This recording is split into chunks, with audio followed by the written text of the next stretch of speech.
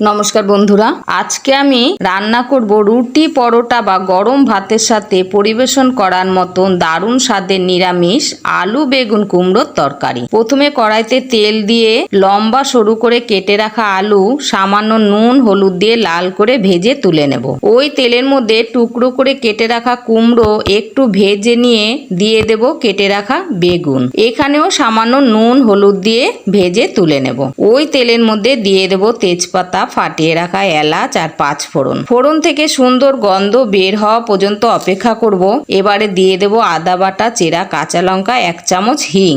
একটু নাড়াচাড়া করে দিয়ে দেব টমেটো, সামান্য নুন দিয়ে কম আঁচে 5 মিনিটের জন্য ঢাকা দিয়ে রাখবো। 5 মিনিট পর ঢাকা তুলে হাফ চামচ করে জিরে গুঁড়ো, ধনে গুঁড়ো, হলুদ গুঁড়ো, আন্দাজ মতো নুন একটু কষিয়ে দিয়ে দেব ভেজে রাখা আলু বেগুন কুমড়ো।